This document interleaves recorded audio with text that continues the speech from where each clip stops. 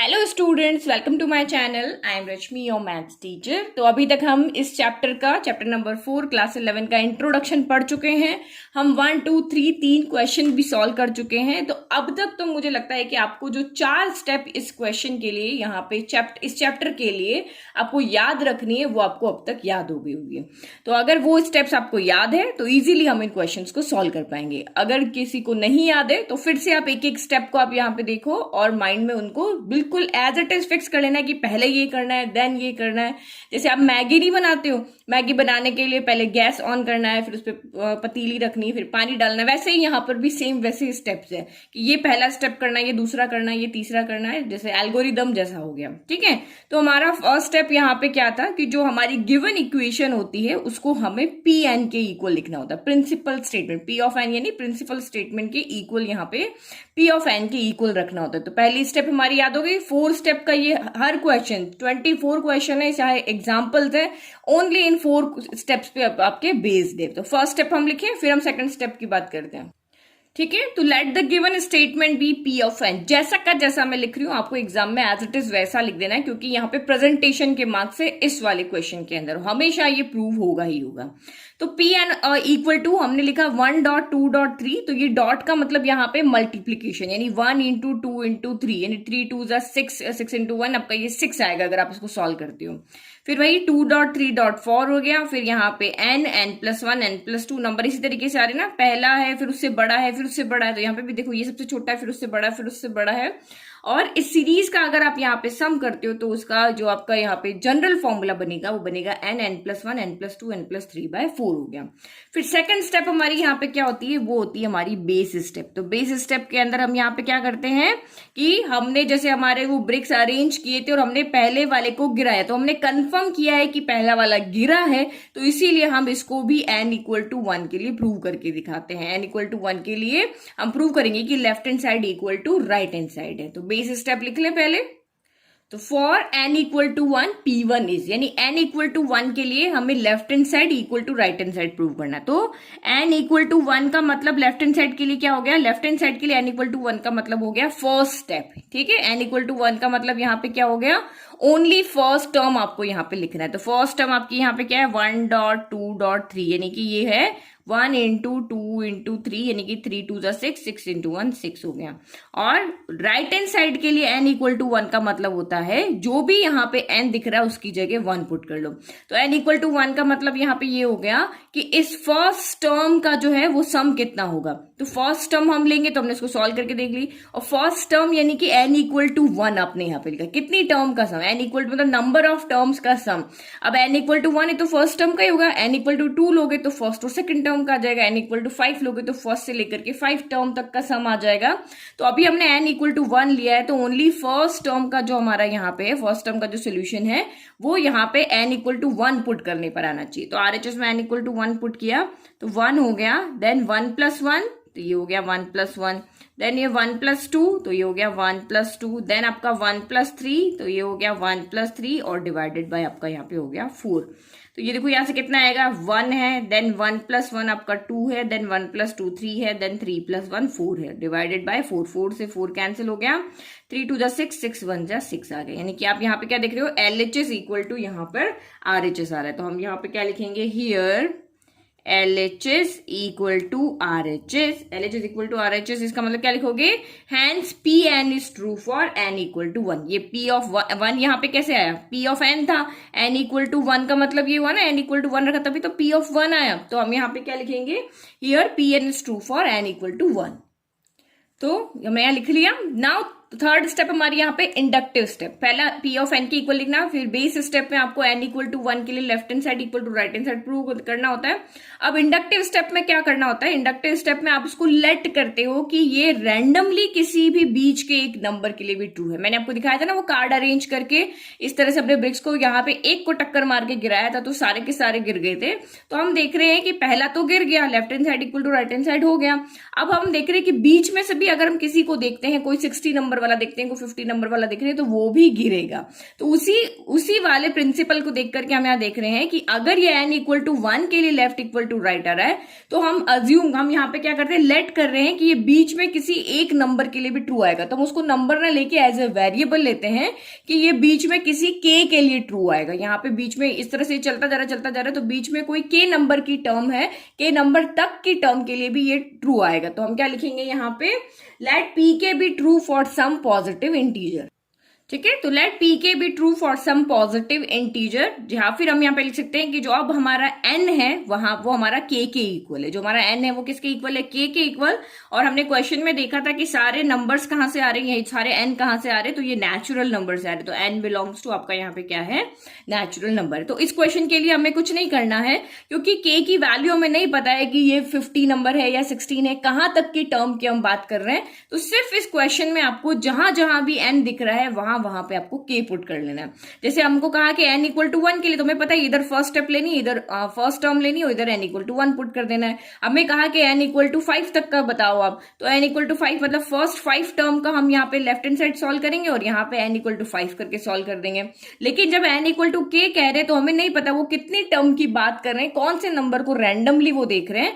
तो हम इस n को कहेंगे कि तुम हमें नहीं बता रहे हो ना, तुम कौन हो, तो मैं तुम्हारी जगह आके बैठ जाऊंगा। तो k n की जगह n को k क्या यहाँ पे क्या कर देगा, रिप्लेस कर देगा। तो बस ये इतना सा चीज आपको याद रखना है कि जहां पर भी आपको n दिख रहा है वहां पर अब आपको k पुट कर लेना है। तो 1.2.3 प्लस 2.3.4, अब यहाँ पे n की जगह कौन आ जाएगा, k आ जाएगा। k प्लस 1 k प्लस 2 हो गया, इक्वल टू आपका हो जाएगा k plus 1 k plus 2 k plus 3 divided by आपका यहाँ पे हो गया 4। तो इसको हम इक्वेशन नंबर 1 ले लेते हैं। ठीक है, यहां तक तो सभी कर लोगे, यहां तक तो कोई मिस्टेक नहीं करोगे। इस क्वेश्चन में किसी को भी ऐसा नहीं कि 0 मार्क्स मिलता है, क्योंकि 3 इंडक्टिव स्टेप तक तो सब लिख लेते हैं। सॉल्यूशन में फिर भी गड़बड़ कर ले, लेकिन आधा क्वेश्चन तो वो अटेंड करके ही आते हैं।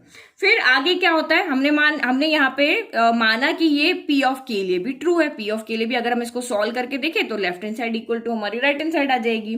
तो ये अगर 1 के लिए ट्रू है, हमने मान लिया कि ये k के लिए भी ट्रू है, तो नेक्स्ट स्टेप हमारी क्या होती है, अगर ये k के लिए ट्रू है तो k प्लस 1 के लिए भी हमें इसको क्या करना पड़ेगा, प्रूव करके दिखाना पड़ेगा। अगर इसके लिए ट्रू है, इसके लिए हमने मान लिया, तो हम लेट कर रहे हैं कि इससे जस्ट आगे वाला जो टर्म है उसके लिए भी ये क्या होगा, ट्रू होगा।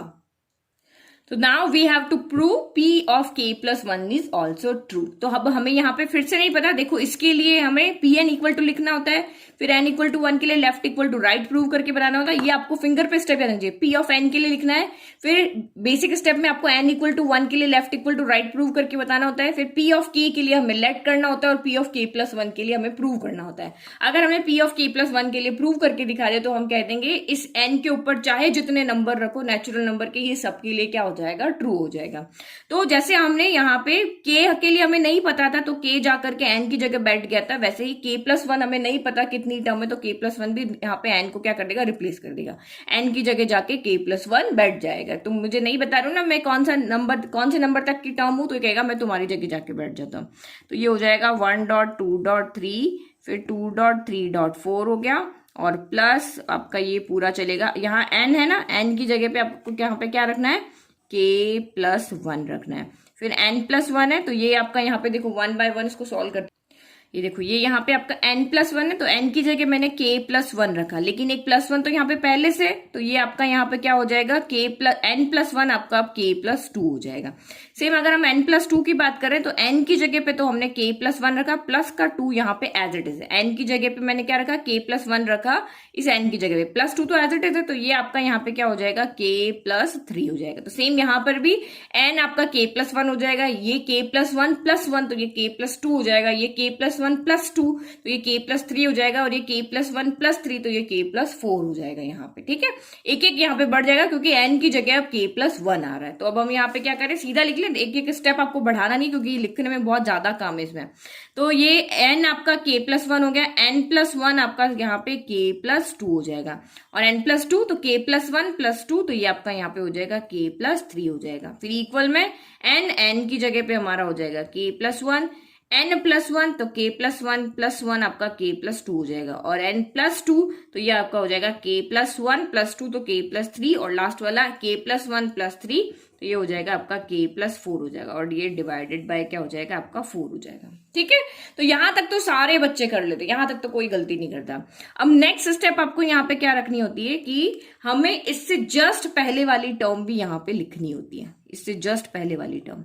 तो ये जस्ट पहले वाली टर्म आप कैसे लिखोगे, तो या तो इन सब टर्म में से -1, क्योंकि देखो इससे जस्ट पहले वाली टर्म की अगर हम बात करें तो 2 - 1 1 आया, 3 - 1 2 आया, 4 - 3 आपका 4 - 1 आपका यहाँ पे 3 आया। तो सेम यहाँ पर भी ऐसे ही करना होता है, इससे जस्ट पहले वाली टर्म में इससे एक कम वाला होता है। जैसे ये फर्स्ट टर्म है, सेकंड टर्म है, तो 2 - 1 फर्स्ट टर्म आएगी ना, तो इसी तरीके से आपको यहाँ पे लिखना है।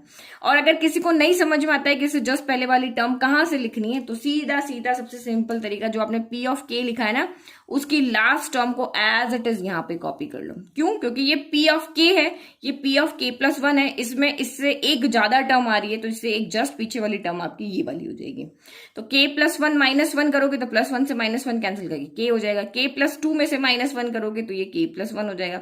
k+3 में से -1 करोगे तो k+2 हो जाएगा। तो लेकिन हम शॉर्ट तरीका देखते हैं, शॉर्ट तरीका में हम यहाँ पे क्या करते हैं, सीधा p ऑफ k का जो लास्ट टर्म है उसको यहाँ बना लेते हैं, या फिर p ऑफ k की जो टर्म है उसको एज इट इज लिख करके और इसमें p ऑफ k+1 करके और आगे लिख देते हैं।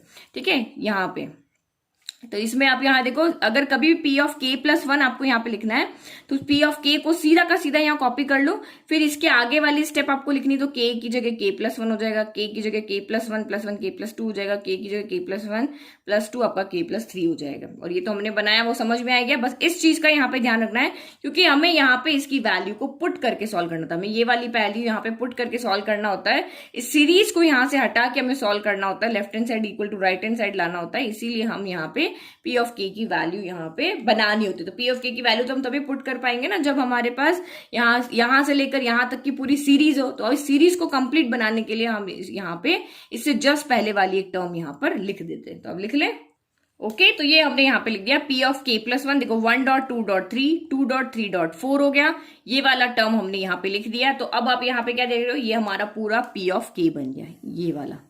तो हमेशा हमें यहाँ पे p ऑफ k बनाना होता है, क्योंकि इसकी वैल्यू हम यहाँ पे पुट करते हैं। तो इसकी वैल्यू यहाँ पे क्या है, ये वाली वैल्यू ना, इस वैल्यू को फिर हम यहाँ पुट करेंगे, सीरीज को हटाएंगे ना, सम करना होगा तो इसी तरीके से करेंगे। तो हम यहाँ पे सम के लिए कोई फॉर्मूला न लगा के सीधा हम इस स्टेप को यूज करते हैं कि इन सारी टर्म का सम हम सीधा ये पुट करके इसको सॉल्व कर लेते हैं। फिर ये तो हमारा एज इट इज था k+1 k+2 k+3 p of k+1 as it is है, बस ये वाली स्टेप हमने यहाँ पे, ये वाली इससे जस्ट पहले वाली टर्म को हमने यहाँ पे लिख दिया, बाकी ये सारा एज इट इज है। अब आपको यहाँ पे क्या करना है, अब इसके बाद हमें यहां से लेना है, अब हम प्रूव करेंगे कि जो लेफ्ट हैंड साइड है वो हमारी राइट हैंड साइड की इक्वल है। जैसे बेस स्टेप में किया था ना, सेम यहां पर भी ऐसे ही करेंगे। तो नाउ LHS ले लेते हैं। तो LHS आपका यहाँ पे क्या है, तो ये हमने हमारा LHS यहां से यहां तक का लिख लिया, ये वाला, ये सीधा का सीधा हमने यहां से यहां तक लिख दिया। अब इसकी वैल्यू हम कहां से पुट कर सकते हैं, फ्रॉम फर्स्ट से। इसकी वैल्यू में पता है ये वाली है, तो हम यहाँ पे लिख लेते हैं, ये क्या लिखेंगे, फ्रॉम फर्स्ट से। तो इसकी वैल्यू कितनी है यहाँ पे, k, देन आपकी है k+1, देन आपकी यहाँ पे k+2, देन आपकी यहाँ पे k+3 डिवाइडेड बाय आपका 4 हो गया। और ये क्या, यहाँ पे ये बच गया, यहां से यहां तक की वैल्यू तो हमने पुट कर दी, और ये बच गया, तो इसको लिख लेते हैं k+1 k+2 k+3 हो गया। ठीक है, अब बस इसको हमें सॉल्व करना है। बस जैसे ही हमने इसको सॉल्व किया और हम देखेंगे कि हमारा left hand side equal to right hand side आ रहा है। तो जैसे कि हमें जो प्रूव करना होगा, जैसे ट्रिग्नोमेट्री वाले क्वेश्चन है जहां पे हमें left equal to right prove करना होता है, तो बिल्कुल हम राइट को देख करके चलेंगे, सिर्फ इसी को देख करके चलेंगे और इसी के अकॉर्डिंग हम आंसर लेकर आएंगे। तो आप यहाँ पे क्या देखो, k+1 k+2 k+3 k+4 है यहाँ पे। तो देखो k+1 k+2 k+3 यहाँ भी है, इसकी डिवाइड में कुछ नहीं, तो हम यहाँ पे 1 लिख लेते हैं। और k+1 k+2 k+3 यहाँ पर भी है, तो हम न्यूमरेटर पूरा का पूरा यहाँ से ये तीनों bracket as it is common ले लें, क्योंकि हमारा जो यहाँ पर है हमें एज इट इज लेकर के आना है। तो 3 ब्रैकेट तो हमें सेम टू सेम दिख रहे हैं, तो 3 ब्रैकेट तो हम बिल्कुल एज इट इज आगे ले लें। तो k+1 k+2 k+3 को हम एज इट इज आगे लिख लेते हैं। तो ये हमने बाहर लिख दिया, k+1 k+2 k+3 को बाहर लिया। तो यहां से क्या बचा, यहां से k बचा और डिवाइड में 4 बचा, तो ये k/4 बच गया। यहाँ न्यूमरेटर से कुछ नहीं बचा, तो न्यूमरेटर से कुछ नहीं बचा तो ये 1 बच गया, और डिनोमिनेटर में हमने 1/1 लिखा। तो ये मैं इसलिए लिखा रही क्योंकि ये फ्रैक्शन में, तो ये भी फ्रैक्शन में, तो आप इजीली इसको समझ जाओगे कि अब हमें यहाँ पे क्या करना है, एलसीएम लेना है। देखो k+1, k+2, k+3 तो यहाँ पे हमारा आ चुका है। जैसे मैं सोचती हूँ ना, आप वैसे ही सोचो कि हमें यहाँ पे राइट हैंड साइड कैसे लेकर आना है। अब हमें सिर्फ k+4/4 चाहिए, तो मुझे k/4 है, यहाँ पे 1 है, 1/1 1 ही होता है, तो यहाँ पे मैं एलसीएम ले लूं। देखो दो ही तरीके यहाँ पे आपको सॉल्व करने के दिखेंगे, एक तो कॉमन लेना है और एक आपका यहाँ पे एलसीएम लेना है। तो मुझे जब पहले यहाँ पे, अगर आपको लगता है कि नहीं मुझे पहले एलसीएम लेना चाहिए, तो आप पहले एलसीएम भी ले सकते हो, और अगर आपको लगता है कि नहीं मुझे पहले कॉमन लेना चाहिए, तो पहले कॉमन ले। दोनों में से ये दो ही स्टेप मेनली यहाँ पे चलेगी, कॉमन लेना या एलसीएम लेना, ठीक है। अब मैं यहाँ पे इसका एलसीएम ले लेती हूँ, तो ये एलसीएम आपका कितना हो जाएगा, k+1, k+2, k+3 हो गया। 4 और 1 का एलसीएम यहाँ पे क्या होता है, 4 और 1 का एलसीएम हो गया आपका 4, तो 4 के टेबल में 4 आता है 1 टाइम, तो k × 1 आपका यहाँ पे k हो गया। फिर 1 के टेबल में 4 आता है 4 टाइम, तो 4 × 1 आपका 4 हो गया। तो हम यहाँ पे क्या देख रहे हैं, हमें k+4/4 चाहिए था, वो हमें यहाँ पे मिल गया। तो फाइनल आंसर लिख लें, जैसा क्वेश्चन में, जैसा हमारा राइट हैंड साइड है एज इट इज आपको वैसा का वैसा लिख देना। तो k+1, k+2, k+3, k+4 divided by 4, और यही हमारा यहाँ पे क्या है, राइट हैंड साइड है। हमने लेफ्ट हैंड साइड को सॉल्व करके इसको राइट हैंड साइड के इक्वल कर दिया। अब जो फाइनल स्टेटमेंट है वो बिल्कुल जैसा मैं लिखी हूँ वैसा कैसा आपको एग्जाम में कॉपी कर लेना है। तो ये फाइनल स्टेटमेंट के आपके पूरे हाफ मार्क्स होते हैं। तो here LHS equal to RHS हमने यहाँ पे प्रूव करके दिखाया है कि P ऑफ k+1 ट्रू है। तो वो क्यों है, क्योंकि जब भी P ऑफ k ट्रू होगा तब भी P ऑफ k+1 भी ट्रू होगा। जब बीच वाला कोई भी यहाँ पे मार्बल या कार्ड आपका गिरा है तो वो आपका नेक्स्ट वाला भी गिरेगा। ये कब प्रूव होगा, जब वो पहले वाला गिरा होगा। तो सेम यहाँ पर ये है कि P ऑफ k गिरा है तभी उसके आगे वाले कार्ड्स भी यहाँ पे गिरेंगे। तो hence from the PMI principal mathematical induction the statement P of n is true for all natural number n। तो P of n आपका यहाँ पे हमने इनको 1 के लिए ट्रू करके बता दिया, हमने k के लिए माना, P of k+1 के लिए ट्रू करके बता दिया, लेफ्ट इक्वल टू राइट है। तो अब ये n सारे नेचुरल नंबर के लिए भी ये P of n स्टेटमेंट है वो आपका यहाँ पे ट्रू होगा। तो ये इस क्वेश्चन को मैंने डीपली एक्सप्लेन कर दिया, सारे स्टेप अगर किसी को नहीं याद है तो वो अब याद हो गए होंगे। अब नेक्स्ट क्वेश्चन हम थोड़ा स्पीड में करेंगे, ठीक है, फटाफट अब कुछ एक्सप्लेन नहीं करेंगे, बस लिखेंगे। और क्योंकि अब मुझे लगता है आपको सारे स्टेप, चारों जो हमारे मेन स्टेप्स है वो आपको अब याद हो गए। तो क्वेश्चन नंबर 5 इज 1.3 यानी 1 × 3, फिर 2 × 3², फिर 3 × 3³ अप टू यहाँ पे कहाँ है n और n3 की पावर n। देखो जो आगे मल्टीप्लाई हो रहा है ना वही पावर बन रहा है, जो मल्टीप्लाई हो रहा है वही पावर बन रहा है। तो यहाँ पर भी n मल्टीप्लाई हो रहा है तो n ही पावर में जा रहा है। तो ये n इसके यहाँ पे क्या है, पावर में है, ये आप ध्यान रखना। फिर 2n-1 3 की पावर n+1 + 3/4। देखो ये क्वेश्चन जब एग्जाम में आता है ना तो बच्चे सबसे ज्यादा क्या गलती करते हैं कि यहाँ पे पावर की लिखने की गड़बड़ कर देते, ये 3 की पावर n कर देते, +1 नीचे कर देते, इस तरह से गड़बड़ कर देते। तो जैसा क्वेश्चन दिया है आप वैसा का वैसे ही लिखना। तो फर्स्ट स्टेप क्या होती है, इसको Pn के इक्वल लेट करना। तो ये हम पहले वाली प्रिंसिपल स्टेटमेंट लिख लें, इसको Pn के इक्वल लिख लें। तो हमने जो गिवन हमारा क्वेश्चन है उसको सिर्फ यहाँ पे क्या किया है, Pn के इक्वल लिखा है। अब सेकंड हमारी होती है बेस स्टेप। तो बेस स्टेप में हमें यहाँ पे क्या करना होता है, n = 1 के लिए left hand side equal to right hand side यहाँ पे प्रूव करना होता है। तो अब यहाँ पे क्या लिखेंगे, for n = 1, for n = 1 P of 1 is, यही लिखना है। यहाँ पे सिर्फ ये स्टेप होता है। तो यहाँ पे अब हम कैलकुलेट करेंगे LHS यानी n = 1 के लिए ओनली फर्स्ट टर्म। यहाँ से हम नंबर ऑफ टर्म लिखते हैं, n से मतलब से n का जितना भी नंबर है उसका मतलब वहां से लेके वहां तक की टर्म। k है तो फर्स्ट से लेकर के k तक की टर्म, k+1 है तो 1 से लेकर के k+1 की टर्म, 5 है तो 1 से लेकर के 5 तक की टर्म। तो ये n = 1 है इसलिए यहाँ पे ओनली फर्स्ट टर्म आएगी। तो 1 × 3, 1 × 3 आपका 3 हो गया। नाउ राइट हैंड साइड, तो राइट हैंड साइड के लिए n का मतलब होता है जो n है वो यहाँ पे पुट कर देना। n 1 है तो 1 पुट करना, 2 है तो 2 पुट करना, 5 है तो 5 पुट करना, k है तो k पुट करना है। तो ये आपका यहाँ पे हो गया 2 × 1 - 1 हो गया, ठीक है। ये 2 n के साथ -1, फिर 3 की पावर n की जगह 1 रखो तो 3 की पावर 1 + 1 हो गया। और यहाँ पे ये प्लस है 3 में, डिवाइडेड बाय आपका है 4। तो इसको सॉल्व करो, 2 × 1 कितना हो गया, 2 हो गया। 2 में से 1 गया तो आपका यहाँ पे 1 ही बचा, और 1 इससे मल्टीप्लाई होगा तो कितना बच जाएगा, 3 की पावर 2 ही बच जाएगा। तो इसको पूरा जब आप सॉल्व कर रहे हो ना, ये जब हम सॉल्व करें तो इसको पूरा सॉल्व करने के बाद हमारा आंसर आ रहा है 2 × 1 = 2, 2 में से 1 गया तो आपका 1 बचा। तो 1 × दिस तो यही आएगा। तो ये आपका यहाँ पे क्या हो गया, 3 की पावर 1 + 1 यानी कि ये हो गया 3²। तो 3² यहाँ से इसको अगर हम सॉल्व करेंगे तो ये बन रहा है 3 की पावर 2 हो रहा है तो 3 की पावर 2 होता है आपका 9। तो 9 इंटू 1 आपका यहाँ पे कितना हो गया, 9 हो गया। तो 9 प्लस 3 डिवाइडेड बाय 4 हो गया, 9 प्लस 3 हो गया 12/4। तो 12/4 आपका यहाँ पे 4 के टेबल में 12 कितनी बार आता है, तो 3 बार आता है। तो यहाँ पे देखो लेफ्ट इक्वल टू राइट हो गया। तो हम यहाँ पे लिख लेते हैं here LHS equal to RHS, so P of 1 is true, P of n is true for n equal to 1। Okay, तो ये हमने लिख दिया। नाउ नेक्स्ट स्टेप आपकी यहाँ पे क्या होती है, हमारी बेस स्टेप हो गई। अब हमारे यहाँ से आती है इंडक्टिव स्टेप। तो इंडक्टिव स्टेप में हम यहाँ पे क्या करते हैं, एक के लिए हमने प्रूव करके दिखा दी, तो हम कहेंगे भाई बीच में कोई भी 1 से लेकर के बीच की कोई भी टर्म तक ये ट्रू होगा। तो बार बार सेम नंबर लेके तो नहीं लेंगे, एक नंबर के लिए हमने प्रूव करके दिखा लिया। अगर ये n इक्वल टू 1 के लिए ट्रू है तो 3 ले लो, 5 ले लो, 8 ले लो, किसी भी नंबर के लिए ले लो, ये ट्रू होगा। तो अब हम इसको जब भी कोई चीज प्रूव करनी होती है वेरिएबल की फॉर्म में लेते हैं। तो अब हम यहाँ पे लेट करेंगे कि ये k+1 के लिए भी ट्रू है। हम लेट करें कि बीच में से ये कोई भी टर्म k नंबर की टर्म तक, 1 से लेकर के k नंबर तक की टर्म तक भी ये ट्रू है। ओके, तो let P of k be true for k belongs to n। n यहाँ पे क्या है, नेचुरल नंबर। तो जो पहले लाइन लिखवाई थी वो भी आप लिख सकते हो, let P k be true for all positive integers where k belongs to n। ठीक है, ऐसे भी लिख सकते हो, कुछ भी लिख सकते हो, लेकिन लिखना यहाँ पे जरूरी है। तो अब हम यहाँ पे क्या करते हैं, k जाके यहाँ पे क्या कहेगा, n की जगह पे जाके बैठ जाएगा, क्योंकि उसको नहीं पता मैं कौन से नंबर की टर्म हूं, मैं तो वेरिएबल हूं, मैं 1 भी हो सकता हूँ, 2 भी हो सकता हूँ, 5 भी हो सकता हूँ। तो ये कहेगा मैं तुम्हें ही रिप्लेस कर देता हूँ। तो ये इसको रिप्लेस करके यहाँ पे क्या कर देगा, जहां पर भी n दिख रहा है वहां पर इसको k कर देगा।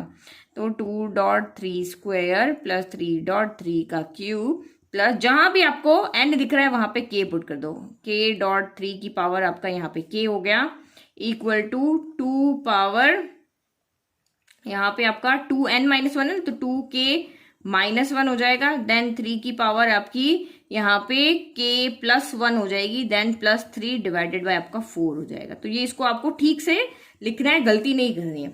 अब हमने लेट कर लिया कि P ऑफ k के लिए कि ये ट्रू है, P ऑफ k के लिए k नंबर की किसी रैंडम टर्म के लिए लेफ्ट इक्वल टू राइट, ये हमने माना है। ठीक है, अगर ये हमने माना है कि ये इसके ट्रू है, तो अब थर्ड स्टेप जो हमारी यहाँ पे फोर्थ टर्म हमारी फर्स्ट हो गई, सेकंड हो गई, थर्ड हो गई, फोर्थ में हमें क्या करना होता है, हम लेट करते हैं कि ये P ऑफ k के लिए भी, P ऑफ k+1 के लिए भी ट्रू होगी। हमें P of k+1, P of k के लिए अगर ये ट्रू है तो P ऑफ k+1 के लिए हमें यहाँ पे ट्रू करके दिखाना है, प्रूव करके दिखाना है। 1 के लिए ट्रू है, k के लिए हमने लेट करना है, और k+1 के लिए हमें इसको शो करके दिखाना है कि अगर ये वाली टर्म यहाँ पे ट्रू है तो उससे जस्ट आगे वाली टर्म भी यहाँ पे ट्रू होगी। ट्रू होगी मतलब लेफ्ट इक्वल टू राइट होगा। ठीक है, तो यहाँ प्रूव करना है, यहाँ मानना है, यहाँ फिर से हमें n इक्वल टू 1 के लिए लेफ्ट इक्वल टू राइट दिखाना है, यहाँ हमें k के लिए मानना है, और यहाँ k+1 के लिए फिर से प्रूव करके दिखाना है। तो जैसे k n की जगह जाके बैठ गया था, यहाँ पर भी हमें ये सीरीज लिखनी पड़ेगी। तो n की जगह जाके अब कौन बैठ जाएगा, तो k+1 बैठ जाएगा, क्योंकि अब हम P ऑफ k+1 ट्रू लिख रहे हैं। तो P ऑफ k+1 1.3, फिर t.3 स्क्वायर, फिर 3.3 का क्यूब। अब ये ऐसे चलता रहेगा, n की जगह पे आपका k+1 हो जाएगा, और ये 3 की पावर भी आपकी k+1 हो जाएगी। फिर इक्वल टू 2 के साथ n है तो ये k+1 मल्टीप्लाई में आ जाएगा, फिर -1 एज इट इज है, स्मॉल ब्रैकेट को हम बड़ा ब्रैकेट कर देते हैं क्योंकि ब्रैकेट अंदर आ चुका है। फिर 3 की पावर आपका k+1, और यहाँ पे n की जगह पे k+1 हो गया, और +1 एक और है तो ये आ गया। फिर आपका यहाँ पे +3 हो गया, डिवाइडेड बाय आपका हो गया 4। तो जहां पर भी आपको n था तो k+1 कर दिया, यहाँ n था तो k+1 कर दिया, और एज इट इज इसको लिख दिया। नेक्स्ट स्टेप आपकी यहाँ पे क्या होती है, नेक्स्ट स्टेप होती है हमारी इससे जस्ट पहले वाली टर्म लिखना, इस टर्म से जस्ट पहले वाली टर्म लिखना। तो वो हम कहाँ से लेकर के आते हैं, हम P ऑफ k के पास जाते हैं और उसको कहते हैं कि हम तुमसे जस्ट आगे वाली टर्म है, अगर तुम 5th हो तो मैं 6th हूं, अगर तुम 8th हो तो मैं 9th हूं, तो तुम्हारी जो लास्ट टर्म होगी वो इससे जस्ट पहले वाली टर्म होगी। या तो जहां पर भी आपको k+1 दिख रहा है वहां पे k-1 पुट करके देख लो, तो k यहाँ पे आपकी क्या हो जाएगी, k-1+1 तो k बच जाएगा, यहाँ पे k-1+1 तो 3 पावर k हो जाएगी। इससे जस्ट पहले वाली टर्म लिखनी है ना, तो जैसे 5th टर्म है, अब ये वाली टर्म है, इससे जस्ट पहले वाली तो 2-1 हो जाएगा, और यहाँ पे 3 की पावर 2 है तो 2-1 यहाँ पे हो जाएगा, 3 पावर 1 बच जाएगा। ठीक है, यहाँ 2 पावर है तो यहाँ 1 ही बच जाएगी। इस तरह से तो हमें इतना नहीं जाना, हम तो अपना शॉर्टकट मेथड लगाते हैं, ये P ऑफ k पूरा का पूरा यहाँ पे लिख देते हैं। P ऑफ k पूरा यहाँ बनाने को देखो ये है, ये है, ये है, बट ये नहीं है ना, बस ये इसके जस्ट आगे इसको ऐड कर देंगे। तो ये हम कैसे लिख देंगे, ठीक है, ये तो हमने एज इट इज लिख लिया। अब ये पहले लिखेंगे k.3 पावर k, और उसके बाद अब इसको लिखेंगे, तो ये हो जाएगा k+1 3 की पावर k+1। समझ में आ गया? इजीली हमने बस इसको यहाँ पे एक और यहाँ पे इसको इंक्लूड कर दिया। फिर ये तो आपका एज इट इज रहेगा 2 इंटू k+1, तो हम इसको अंदर सॉल्व कर लेते हैं। 2 इंटू k तो ये हो गया 2k, फिर 2 इंटू 1 तो ये हो गया +2, ये हो गया -1। ठीक है, और ये 3 की पावर k+1 तो 1+1 यानी कि 3 की पावर k+2 हो गया। फिर प्लस का 3 हो गया डिवाइडेड बाय आपका यहाँ पे हो गया 4। तो एक बार इसको और सॉल्व कर लेते हैं। तो ये आपका 2k 2 - 1 तो 2 - 1 आपका यहाँ पे हो जाएगा +1। तो ये हो गया 3 की पावर k+2 +3 डिवाइडेड बाय 4। तो ये हमारा यहाँ पे क्या है, ये हमारा यहाँ पे RHS, यानी कि हमें लेफ्ट हैंड साइड को सॉल्व करके और हमें इस वाली टर्म के इक्वल लेकर आना। ये हमारी यहाँ पे राइट हैंड साइड है और ये हमारी यहाँ पे क्या है, ये हमारी यहाँ पे लेफ्ट हैंड साइड है। तो इसको सॉल्व करके हमें यहाँ पे क्या लेकर आना है, इस राइट हैंड साइड के इक्वल लेकर आना है। तो लेफ्ट हैंड साइड ले ले पहले, बस यही हम करते हैं। P of k+1 लिख लिया, फिर हम यहाँ पे LHS इक्वल टू RHS लाते। तो राइट हैंड साइड तो हमारी वैसे ही सॉल्व है, लेफ्ट हैंड साइड हमारी सॉल्व नहीं, तो इसको हम सॉल्व करेंगे पहले। तो हमें पता है अब हमें क्या करना होता है, हमें P of k from first से यहाँ पे इसकी वैल्यू पुट करनी होती है। इसकी वैल्यू पुट करनी तभी तो यहाँ पे इससे पहले वाली स्टेप लिखनी होती है। अगर आपको लास्ट टर्म नहीं पता है तो आप यहाँ पे वैल्यू कहाँ से पुट करोगे, ये इस तरह से चलता जा रहा है। तो हमें यहाँ तक की वैल्यू तो नहीं पता है, हमें यहाँ तक की वैल्यू पता है, इसीलिए हम इससे पहले वाली स्टेप यहाँ पे लिखते हैं। तो फिर यहाँ पे फ्रॉम फर्स्ट से क्या हो जाएगा, फ्रॉम फर्स्ट से हम यहाँ से लेकर के यहाँ तक की वैल्यू पुट कर लेते हैं। तो वो आपकी यहाँ पे क्या है, तो वो है 2k - 1 3 की पावर k+1 +3 डिवाइडेड बाय 4 हो गया। तो ये वैल्यू आप यहाँ पे पुट कर लो। तो ये हो गया आपका 2k - 1 3 की पावर k+1 फिर +3 डिवाइडेड बाय आपका 4 हो गया। और यहाँ पे जो आगे वाली टर्म क्या है, तो ये है आपकी यहाँ पे k+1 3 की पावर आपका यहाँ पे है k+1। यही हमारा आंसर है, ये हो गई। अब इसको हमें सिर्फ सॉल्व करना है। ये हमारा यहाँ पे क्या है, LHS है। अब आप यहाँ पे देखो किस तरह से आप इसको सॉल्व करोगे। तो अभी आपको दिख रहा है यहाँ से कुछ कॉमन आ रहा है, क्योंकि मैंने कहा यहाँ पे दो ही चीज होगी, या तो कॉमन होगा या LCM होगा। तो अभी तो मुझे यहाँ से कुछ भी कॉमन होता नहीं दिख रहा। यहाँ 2k - 1 है, बट यहाँ नहीं है। यहाँ 3 की पावर k+1, अगर आप चाहो तो 3 की पावर k+1, देखो इसके डिवाइड में कुछ नहीं है ना, तो कंफ्यूज ना हो इसलिए हमेशा 1 लिख दिया करो। तो 3 की पावर k+1 अगर आपको लग रहा है कि ये हम कॉमन ले सकते हैं तो आप इसको अभी ले लो। लेकिन अब आप यहाँ पे देखो, हम 3 की पावर k+1 को यहाँ पे क्यों नहीं कॉमन लेंगे, क्योंकि यहाँ पे एक 3 भी है सम में, तो वो इसमें से भी तो कॉमन आना चाहिए। ये 3 की पावर k+1 अगर इस पूरे के कॉमन ब्रैकेट में होता तो हम बाहर ले लेते हैं। देखो एक टर्म ये है, दूसरी यहाँ पे ये है, और तीसरी आपकी यहाँ पे, तो इसमें भी 3 पावर k+1 होना चाहिए, यहाँ भी 3 पावर k+1 होना चाहिए, यहाँ भी 3 पावर k+1 होना चाहिए, तभी हम कॉमन ले सकते हैं। तो इसके पास तो है ही नहीं, तो हम क्या कॉमन लेंगे। देखो इसको अगर आप यहाँ पे छोड़ दो, एक बार इसको नहीं देखो, अब देखो इन दोनों स्टेप में से कुछ कॉमन आ रहा है, अभी तो कुछ नहीं आ रहा है। यहाँ 3 की पावर k+1 है, यहाँ ओनली 3 है। तो अभी कुछ बच्चे हैं जो कहेंगे कि मैम यहाँ से हम 3 कॉमन ले सकते हैं, तो हाँ 3 कॉमन आप ले सकते हो, लेकिन वो बहुत से बच्चों को समझ में नहीं आएगा। 3 हम इसलिए कॉमन ले सकते हैं क्योंकि 3 की पावर k इंटू 3 अलग अलग लिख सकते हैं। यहाँ पे पावर ऐड हो रही है ना, उसको हम अलग अलग करके और फिर ले सकते हैं। तो इतना कंफ्यूज नहीं होना है। हम जहां पे भी इस तरह से कंफ्यूजन है, हम यहाँ पे कॉमन नहीं ले पा रहे, कोई बात नहीं, हम यहाँ पे क्या कर लेते हैं, LCM ले लेते हैं। तो हम यहाँ पे ले रहे हैं LCM। तो LCM लेंगे तो 4 और 1 का LCM क्या होता है, 4 होता है। तो 4 की टेबल में 4 आता है 1 टाइम, तो यहाँ पे तो एज इट इज रहेगा 2k - 1 3 की पावर k+1 +3 हो गया। और यहाँ पे 1 की टेबल में 4 आता है 4 टाइम, तो यहाँ पे 4 मल्टीप्लाई हो जाएगा, 4 इंटू k+1 3 की पावर k+1 हो गया। ठीक है, यहां तक तो आपको समझ में आ गया। अब यहां तक हमें कोई डाउट नहीं है। तो ये हमने ले लिया LCM। अब हमें जो राइट हैंड साइड लेकर आना है, उसकी तरफ देख करके हमें अपना आंसर बनाना है, क्या कॉमन लेना है क्या नहीं लेना है। तो अब राइट हैंड साइड अगर आप यहाँ पे देखोगे तो मुझे एक चीज यहाँ पे क्या दिख रही है कि +3 यहाँ पर है और +3 हमारे पास भी है, इसके पास भी +3 है और हमारे पास भी +3 है। तो इसका मतलब हमें +3 को तो छेड़ना ही नहीं है, मतलब हमें यहाँ से 3 भी कॉमन नहीं लेना था। जो हमारा राइट हैंड साइड है उसी के अकॉर्डिंग हम चलेंगे ना, हमें प्रूव करके लेकर आना है। तो +3 यहाँ पे 2 टर्म है न्यूमरेटर में, दिस टर्म प्लस दिस +3। तो +3 यहाँ भी दिख रहा है, यहाँ भी दिख रहा है। हम +3 को कुछ नहीं करते हैं, +3 को एज इट इज हम बाद में लिख लेते हैं और इन दोनों को एक साथ लिख लेते हैं। देखा, ठीक है। तो ये सिर्फ हमने +3 को आगे कर दिया, इन दोनों को हमने आगे रख लिया। तो ये चीज तो हमारी इतना सा पोर्शन, देखो डिवाइड में 4 है, यहाँ भी है, +3 यहाँ पे है, +3 यहाँ भी। अब हमें ये वाली टर्म यहाँ से लेकर के आनी है। तो ये वाली टर्म हम कहाँ से लेकर के आए, तो आप यहाँ पे देखो कि हम यहाँ से 3 की पावर k प्लस 1 को कॉमन ले लें, तो कॉमन लेंगे तभी तो कुछ सॉल्व होगा। देखो यहाँ पे 3 की पावर k प्लस 2 है, लेकिन हमारे पास 3 की पावर k प्लस 2 नहीं है। और इसको सॉल्व करने का भी मुझे सिर्फ मेरे दिमाग में एक ही आइडिया आ रहा है कि इसको सॉल्व तो हम तब करेंगे ना जब ये एक्सपोनेंट वाला जो टर्म है इसको हम बाहर ले लें तो यहाँ से कुछ सॉल्व मिलेगा हमें। अगर हमें एक और 3 यहाँ से मिल गया तो इसके मल्टीप्लाई में अगर 3 आ गया तो ये 3 की पावर k प्लस 2 हो जाएगा। अब कैसे होगा यहाँ पे देखो, तो पहले यहाँ पे हम क्या कर रहे हैं, 3 की पावर k प्लस 1 को यहाँ से क्या ले रहे हैं, कॉमन ले रहे हैं। तो 3 की पावर k प्लस 1 को कॉमन लिया, 3 की पावर k प्लस 1 हमने बाहर ले लिया, तो यहां से क्या बचा, यहां से सिर्फ बचा 2k माइनस 1 बचा। और यहां से क्या बचा, यहां से बचा 4 इंटू k प्लस 1 बचा, और कुछ नहीं बचा। और प्लस 3 हमारा एज इट इज चल रहा है, प्लस 4 हमारा एज इट इज चल रहा है, क्योंकि ये तो हमारे प्रूफ के अकॉर्डिंग आ चुका है। अब क्या करें, इस ब्रैकेट को खोल के हम सॉल्व कर लें, तो हमें यहाँ पे और कुछ मिले, क्योंकि कुछ नहीं समझ में आ रहा है तो सॉल्व ही करें।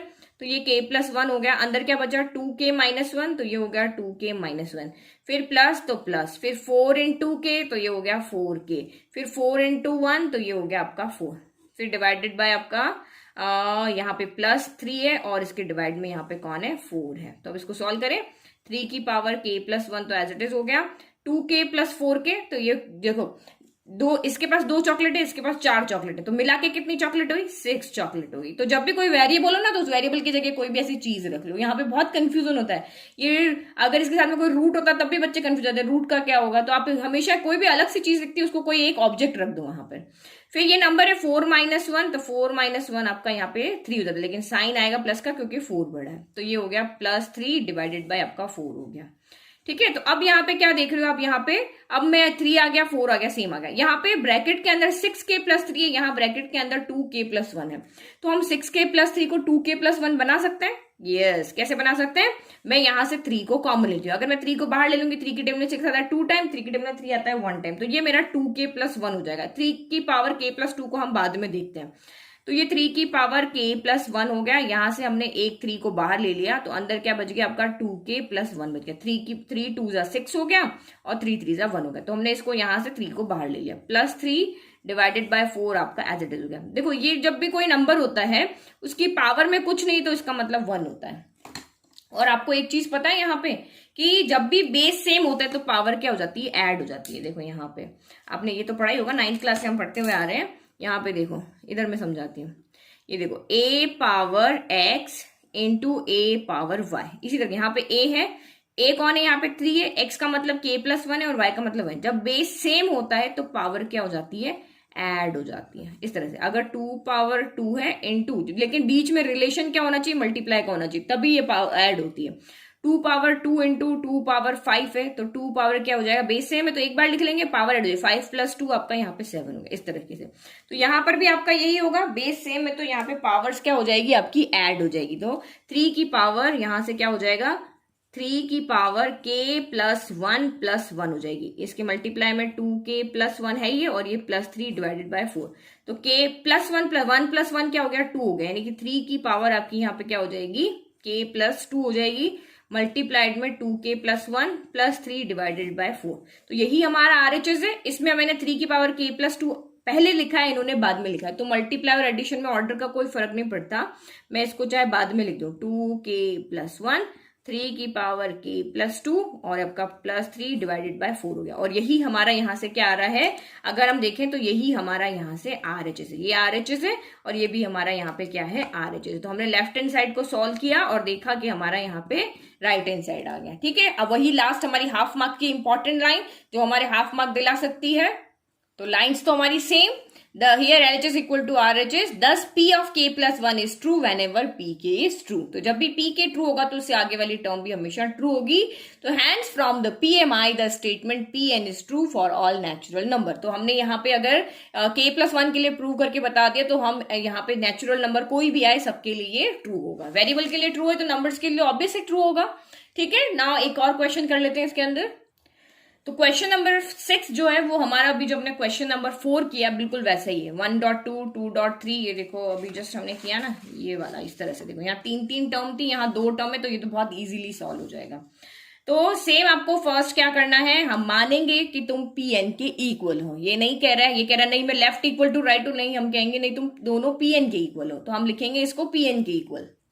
तो कुछ नहीं किया अभी, तो हमने इसको सिर्फ पी एन के इक्वल लिख लिया। नाउ हमारी सेकंड स्टेप क्या होती है, फॉर n इक्वल टू 1 के लिए P N is, n equal to 1 के लिए पी एन क्या होगा, तो वही हम लेफ्ट हैंड साइड लेंगे। लेफ्ट हैंड साइड के लिए हमें पता है n इक्वल टू 1 का मतलब फर्स्ट टर्म लेना, तो 1.2 यानी कि 2 इंटू ये आपका क्या हो गया 1 इंटू 2 हो गया, तो 1 इंटू 2 आपका 2 हो गया। और राइट हैंड साइड में आपका क्या हो जाएगा, राइट हैंड साइड में हमें n की वैल्यू पुट करनी थी। लेफ्ट हैंड साइड में n equal to 1 means 1 term, first term, 2 के लिए 2 टर्म, 3 के लिए 3 टर्म, और राइट हैंड साइड में n जितना भी है वहां पे पुट करके दिखा दो। तो ये 1 हो गया, देन आपका 1 प्लस 1 हो गया, देन 1 प्लस 2 हो गया, डिवाइडेड बाय आपका 3 हो गया। तो ये हो गया 1, 1 प्लस 1 हो गया 2, 2 प्लस 1 हो गया 3, डिवाइडेड बाय 3। इस 3 से ये 3 हो गया कैंसिल, 2 इंटू 1 हो गया 2। तो यहाँ पे भी आप क्या देख रहे हो, हियर LHS इक्वल टू आपका आ रहा है RHS। तो हम फाइनल आंसर क्या लिखेंगे, क्योंकि LHS इक्वल टू RHS है, तो hence P and is true for n equal to 1। अब n इक्वल टू 1 के लिए तो ये ट्रू हो गया, तो अब हम यहाँ पे क्या कहेंगे कि तुम n इक्वल टू 1 के लिए ट्रू है, तो हम लेट कहेंगे कि बीच में से आप कोई भी नंबर आप यहाँ पे उठा लो, वहां से वहां तक का सम आपका यहाँ पे क्या होगा, लेफ्ट इक्वल टू राइट होगा। तो ये हम यहाँ पे k के लिए क्या करते हैं, लेट करते हैं। तो हम क्या लिखेंगे, let p of k be true होगा फॉर सम, सारे किसके लिए, पॉजिटिव इंटीजर के लिए। पॉजिटिव इंटीजर क्यों कह रहे हैं, क्योंकि आपको यहाँ पे n क्या कहा है, n यहाँ पे नेचुरल नंबर से बिलोंग कर रहा है, तो दैट इज यानी यहाँ पे क्या हो रहा है, k इक्वल टू आपका स्मॉल n आ रहा है, एंड स्मॉल n कहां से बिलोंग कर रहा है, नेचुरल नंबर से। k equal to n, n की जगह हम k रख रहे हैं, और ये जो सारे n है वो हमारे नेचुरल नंबर से आ रहे हैं। तो हम यहाँ पे क्या लिखेंगे, अब k क्या कहेगा, k जाके n की जगह बैठ जाएगा, तो 1.2.2.3.3.4 अप टू n की जगह लिख देंगे k। बस हमारी छोटे छोटे स्टेप्स है जो कि हम यहाँ पे याद रख रहे हैं। k रखा, देन k प्लस 1, देन आपका k प्लस 2 डिवाइडेड बाय आपका यहाँ पे 3 हो गया। देखो कुछ नहीं किया, इस n की जगह k, n की जगह k रख दिया, यहाँ पर भी जहां पर भी n है वहां k प्लस 1 k प्लस 2, तो ये भी k प्लस 1 k प्लस 2 हो गया, डिवाइडेड बाय आपका 3 हो गया। इसको इक्वेशन हम 1 ले रहे हैं, क्योंकि इसकी वैल्यू हम एज इट इज बाद में पुट कर दें। अब यहाँ शो करके दिखा दिया, यहाँ मान लिया कि भाई n इक्वल टू 1 के लिए ट्रू है, तो रैंडमली कोई भी नंबर देखो, n इक्वल टू 5 लेंगे तब भी ट्रू होगा, n इक्वल टू 8 लेंगे तब भी ट्रू होगा, तो n इक्वल टू k लेंगे तब भी ये ट्रू होगा, हमने मान लिया। लेकिन अगर ये n इक्वल टू k के लिए ट्रू है, तो हम इसको प्रूव करके दिखाते हैं कि ये n equal to k plus 1 के लिए भी ट्रू होगा। तो now we have to prove, अब हमें यहाँ पे प्रूव करके दिखाना है। भाई ये तुमने प्रूव कर दिया, ये तुमने मान लिया, अब आगे कुछ तो करो। तो हम प्रूव करके दिखा रहे हैं कि हमने जो भी माना या जो भी सॉल्व किया सारा हमारा ट्रू है। p of k plus 1 is also true. तो यहाँ पे क्या हो जाएगा, अब जहां पर भी n दिखा था वहां हमने k पुट किया था यहाँ पे, अब जहां भी आपको k दिख रहा है ना, यहाँ जहां पर भी आपको n दिख रहा है वहां पे k प्लस 1 पुट कर दो। तो ये हो गया p ऑफ k प्लस 1। क्या हो गया, पहले नंबर में तो एज इट इज रहेगा, 1.2 प्लस 2.3 प्लस 3.4 हो गया, फिर plus up to so on, plus n की जगह पे हम क्या रखेंगे, k प्लस 1। इस n की जगह रखेंगे हम, इस n की जगह पे क्या रखेंगे, k प्लस 1। तो k प्लस 1 मिलके यहाँ पे क्या हो जाएगा, k प्लस 2 हो जाएगा। अभी हमने देखा ना फोर्थ क्वेश्चन में कि कैसे k प्लस 2 हुआ, क्योंकि n की जगह k प्लस 1 है, बट ये वाला प्लस 1 इसमें ऐड होकर k प्लस 2 हो जाएगा। फिर इस n की जगह पे हमने रखा k प्लस 1 रखा। अब ये k प्लस n की जगह पे हमने फिर से k प्लस 1 रखा, तो k प्लस 1 तो ये हो जाएगा k प्लस 2 हो जाएगा। और ये k प्लस 1 यहाँ हो जाएगा k प्लस 1 प्लस 2। हमने n की जगह पे यहाँ पे क्या रखा है, n प्लस 2 है ना, तो यहाँ पे n की जगह पे हमने रखा है k प्लस 1। तो ये आपका क्या हो जाएगा, 2 प्लस 1, तो ये हो गया k प्लस 3 हो गया। तो ये हो गया हमारा k प्लस 3 हो गया, और divided by 3 as it is है। ठीक है, यहाँ तक की स्टेप तो आपको याद हो गई। फिर हम यहाँ पे क्या करते हैं, इससे यहाँ पे जो भी स्टेप है इससे जस्ट पहले वाली स्टेप भी लिखते हैं। तो या तो इन दोनों में से -1 करके लिखो, या हमारी शॉर्ट ट्रिक थी कि p ऑफ k का जो भी लास्ट टर्म है वो एज इट इज यहाँ पे लिख दो। दोनों सेम है, इसमें से -1 करके सॉल्व करोगे तब भी यही आएगा, या फिर सीधा इसको यहाँ पे कॉपी कर सकते हो। दो तरीके हमारे यहाँ पे होते हैं। तो हम इसको यहाँ पे लिख लें, तो p of k plus 1 equal to क्या हो जाएगा, 1.2 plus 2.3 plus 3.4 plus up to so on, ये k और k प्लस 1 यहाँ पे हो जाएगा। फिर प्लस आपका ये आ जाएगा यहाँ पे k प्लस 1 k प्लस 2 आ जाएगा। फिर इक्वल में आपका ये वाली टर्म तो सेम ही रहेगी, ये सब कुछ सेम है, हमने सिर्फ क्या किया, ये वाली इसके साथ में और लिखी हुई, तो k plus 1 k plus 2 k plus 3 divided by आपका हो गया 3। ठीक है, फिर अब क्या करना होता है, अब हमने लिखने का सारा काम कर लिया, अब हमें यहाँ पे left equal to right prove करके बताना था, यानी कि हमें ये राइट तो हमारा पूरा सॉल्व है, ये हमारा यहाँ पे क्या है, ये हमारा यहाँ पे राइट हैंड साइड है। अब हमें इस लेफ्ट को पूरा सॉल्व करके और बताना है कि ये इसके इक्वल है, और इसमें हमेशा प्रूव होगा, ऐसा नहीं है कि कभी होगा कभी नहीं होगा, हमेशा होगा। ओके, तो टेकिंग एलएचएस हमने यहाँ पे एज इट इज लिख लिया, एज इट इज हमने लिख लिया। अब हम यहाँ पे क्या करते हैं, पी ऑफ के से पी ऑफ के की राइट हैंड साइड वैल्यू यहाँ पे रखते हैं, क्योंकि देखो पी ऑफ के का लेफ्ट हैंड साइड हमारे पास पूरा है 1.2 2.3 3.4, यानी कि 1 इंटू 2 2 इंटू 3 3 इंटू 4 और k इंटू k प्लस 1, तो यहां तक तो हम वैल्यू पुट कर सकते हैं, तो हम हमेशा यही करते हैं। इसकी वैल्यू हम क्या पुट कर देंगे, ये वाली वैल्यू यहाँ पे हम पुट कर देंगे, और उसके बाद हम इसको यहाँ पे क्या करेंगे, सॉल्व करेंगे। तो इसकी वैल्यू हमने यहाँ पे कहां से लेकर आए, फ्रॉम फर्स्ट से, तो फर्स्ट से आपने क्या रखा, k plus 1 k plus 2 divided by आपका 3 हो गया, फिर प्लस k प्लस 1 और ये k प्लस 2 यहाँ पे है ही है, बस हमें इसको सॉल्व करके लाना, इसके डिवाइड में कुछ नहीं तो हम 1 लिख लेते हैं। अब वही हमारे राइट हैंड साइड को देख करके हम लिखेंगे यहाँ पे कि क्या करना है, एलसीएम लेना है या कॉमन लेना है। ठीक है, आपकी मर्जी, दो चीज तो यहाँ पे करनी है, या तो एलसीएम लेना है कॉमन लेना है। तो देखो k plus 1 k plus 2 k plus 3 तीनों मल्टीप्लाई में है, तो हमारे पास k प्लस 1 है, k प्लस 2 यहाँ भी है, k प्लस 1 k प्लस 2 यहाँ भी है, k प्लस 3 नहीं है तो हम सॉल्व करके लाएंगे। तो आप चाहो तो पहले कॉमन ले लो या चाहो तो पहले एलसीएम ले लो, तो मैं यहाँ पे पहले कॉमन ले लेती हूँ ताकि मुझे कम लिखना पड़े। तो मैंने k प्लस 1 k प्लस 2 यहाँ पे कॉमन ले लिया, तो यहाँ से क्या बचा, यहाँ से k बचा डिवाइड बाय 3 बचा, यहाँ पे न्यूमरेटर में से तो पूरा चला गया, कुछ नहीं बचा, 1 बचा और डिवाइड बाय 1 आपका एज इट इज है। आप चाहो तो ओनली 1 लिख के भी कर सकते हो, लेकिन बहुत से बच्चे कंफ्यूज जाते हैं इसलिए मैं ऐसे लिख रही हूँ। तो k प्लस 1 आ गया, k प्लस 2 हो गया, अब हमें सिर्फ k प्लस 3 डिवाइड बाय 3 लेकर आना है। तो यहाँ पे एलसीएम ले लें, अब पहले हमने कॉमन ले लिया तो अब हमारे पास एक ही तो ऑप्शन बचा है एलसीएम का, या फिर पहले हम एलसीएम ले लेते तो बाद में कॉमन लेना पड़ता। तो आप यहाँ पे देखो 3 और 1 का एलसीएम कितना आएगा, 3 आएगा, 3 के टेबल में 3 कितनी बार आता है, 1 टाइम, तो ये 1 इंटू के ही रह गया।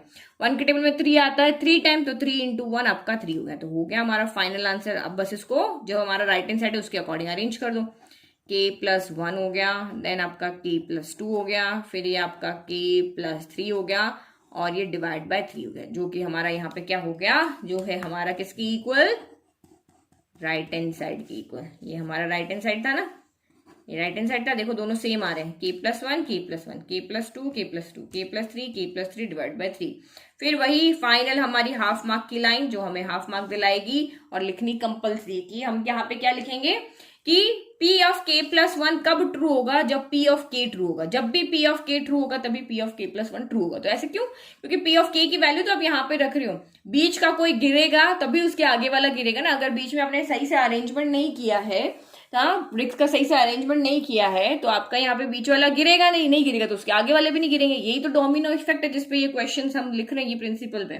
फाइनल लाइन लिख लेते हैं, तो here LHS equal to RHS, तो thus P of K plus 1 is true होगा whenever P of K is true होगा। तो hence from the PMI the statement Pn is true for all natural number n। तो P principal और mathematical induction से हम कह रहे हैं कि ये जो हमारा स्टेटमेंट है ये सारे n की वैल्यू के लिए ट्रू होगा, क्योंकि हमने यहाँ पे प्रूव करके बता दिया कि अगर P of K ट्रू है तो उसकी जस्ट आगे वाली टर्म भी यहाँ पर ट्रू है, ये हमने माना, तो इसके आगे वाला भी हमने प्रूव करके दिखा दिया। तो इस तरह से हमने 3 क्वेश्चन, हर वीडियो में हम 3 क्वेश्चन ही सॉल्व करेंगे क्योंकि लेंथ बहुत ज्यादा हो जाती है, और आपको ये स्टेप्स सारे याद रखने हैं, 4 स्टेप्स आपको फिंगर पे याद होने चाहिए।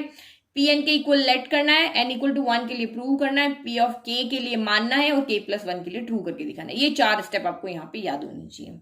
ठीक है, तो कोई डाउट नहीं, अगर आपको समझ में आ रहे हैं क्वेश्चन तो आगे वाले आप ट्राई करो, और नेक्स्ट वाले वीडियो में आप देखना अपने सोल्यूशन कि आपने सही किया है या नहीं किया है। ठीक है, तो ऑल क्वेश्चंस आप यहाँ पे सॉल्व कर सकते हो टिल आप 17 तक, तो आप इजीली इनको सॉल्व कर पाओगे। नेक्स्ट में थोड़े से क्वेश्चन चेंज हो रहे हैं, वहां से हम देखेंगे। ठीक है, तब तक 17 तक तो आप सॉल्व करके देखो।